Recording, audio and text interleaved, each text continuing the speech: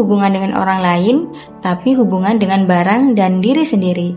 Miwa kembali melihat kamarnya. Kalau benar begitu, berarti masalahnya bukan jumlah barang, tapi bagaimana ia terikat dengan semua itu. Dan dari situlah, Miwa mulai belajar melihat dengan cara yang berbeda. Miwa membaca satu bagian yang membuatnya diam cukup lama. Fumio Sasaki menulis bahwa kadang kita berpikir kita memiliki barang, padahal sebenarnya barang itu yang memiliki kita. Miwa mengernyit. Awalnya terdengar berlebihan, tapi saat ia melihat sekeliling, ia mulai mengerti. Ada barang yang ia simpan karena sayang, ada yang karena mahal, ada yang karena hadiah. Tapi semua itu membuatnya berpikir, membuatnya ragu, membuatnya menunda. Barang-barang itu meminta perhatian dan tanpa sadar mengambil ruang di pikirannya. Miwa mulai menyadari sesuatu. Setiap barang punya beban mental, bukan berat fisik tapi keputusan. Disimpan atau tidak, dipakai atau tidak, dibuang atau tidak. Dan selama keputusan itu belum diambil, beban itu tetap ada. Miwa terdiam. Mungkin itu yang membuatnya lelah. Hari berikutnya, Miwa melanjutkan membaca. Ada satu bagian yang terasa terlalu jujur. Kita sering menyimpan barang bukan karena kita membutuhkannya, tapi karena kita takut. Takut kalau suatu hari butuh, takut kalau menyesal, takut kalau tidak punya. Miwa langsung melihat satu kotak di sudut kamarnya. Isinya barang-barang lama yang jarang disentuh, dan untuk pertama kalinya ia tidak melihat itu sebagai cadangan. Ia melihatnya sebagai ketakutan, ketakutan akan kekurangan, ketakutan akan masa depan. Padahal tidak semua ketakutan harus disimpan. Miwa menarik napas pelan. Selama ini, ia tidak hanya menyimpan barang, ia menyimpan rasa takut. Miwa sampai di bagian yang paling sulit, tentang melepas. Selama ini, melepas terasa seperti kehilangan, seperti mengurangi, seperti membuang sesuatu yang punya arti. Tapi, Fumio Sasaki menjelaskan dengan cara yang berbeda. Melepas bukan tentang kehilangan, tapi tentang memilih. Memilih apa yang benar-benar penting. Miwa berhenti membaca. Ia melihat satu benda di dekatnya, bukan yang paling mahal, bukan yang paling sering dipakai, tapi yang selalu ada. Ia memegangnya, diam, dan bertanya pelan, "Kalau aku melepas ini, apa yang benar-benar hilang?" Jawabannya tidak langsung, tapi perlahan ia mulai mengerti. Yang hilang bukan bendanya, tapi rasa yang ia kaitkan dengan benda itu. Dan mungkin rasa itu tidak perlu selalu disimpan dalam bentuk barang. Miwa tidak langsung menjadi minimalis. Ia tidak membuang semua barangnya. Ia hanya mulai melihat dengan lebih jujur, lebih pelan. Setiap barang yang ia pegang bukan lagi sekedar benda, tapi pertanyaan. Kenapa aku menyimpan ini? Dan dari pertanyaan itu, pelan-pelan hidupnya mulai berubah. Bukan drastis, tapi terasa lebih ringan, lebih jelas, lebih tenang.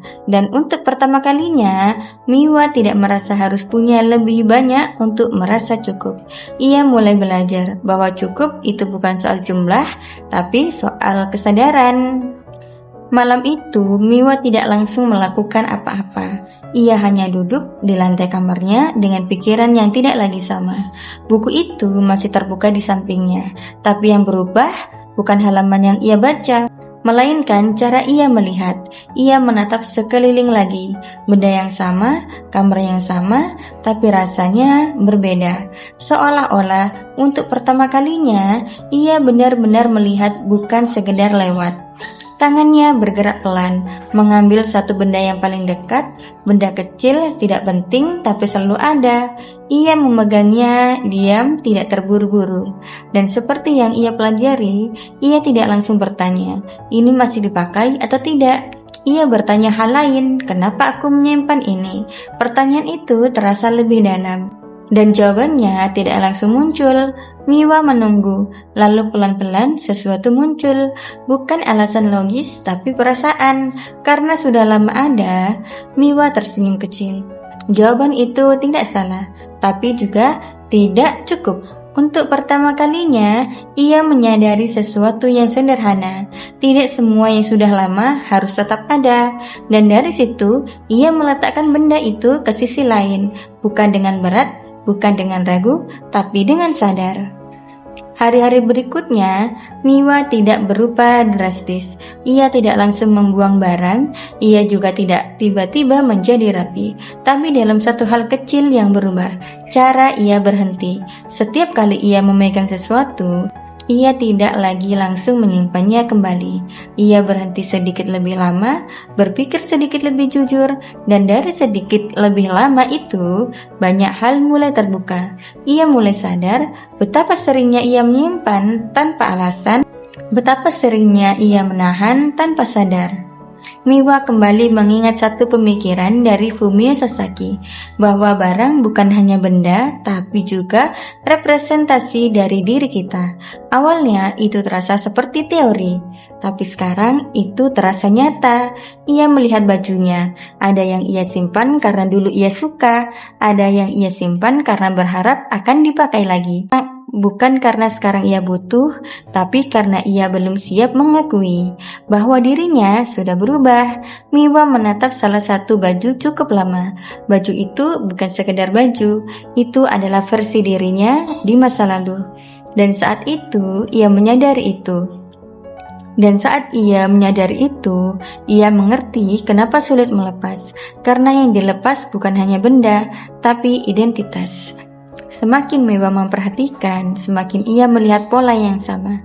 Barang yang ia simpan seringkali terhubung dengan emosi yang belum selesai, kenangan, harapan, penyesalan, dan semua itu diam-diam disimpan dalam bentuk benda. Miwa mulai memahami sesuatu yang tidak nyaman. Ia tidak hanya menumpuk barang, ia juga menumpuk emosi, dan mungkin itulah yang membuat semuanya terasa berat. Miwa tidak memaksa dirinya berubah. Ia tidak membuat target, tidak membuat aturan keras. Ia hanya melakukan satu hal, jujur. Setiap kali melihat sesuatu, kadang ia melepas, kadang tidak, dan itu tidak apa-apa. Karena untuk pertama kalinya, ia tidak lagi menghindar, ia menghadapi. Yang mengejutkan, perubahan itu tidak berhenti di kamar. Miwa mulai merasakannya di hal lain. Ia jadi lebih mudah mengambil keputusan kecil, lebih jarang menunda. Ia mulai sadar bahwa kebiasaannya menahan barang mirip dengan kebiasaannya menahan hal lain. Menunda, ragu, takut salah. Dan saat ia belajar melepas di satu tempat, ia mulai bisa melepas di tempat lain juga. Suatu sore, Miwa duduk lagi di kamarnya.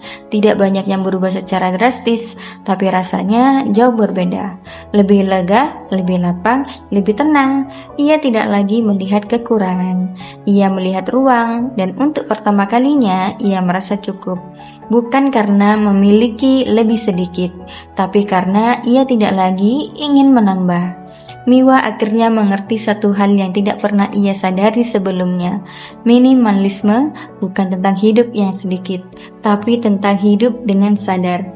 Sadar apa yang kita simpan, sadar kenapa kita menahan, sadar apa yang benar-benar penting.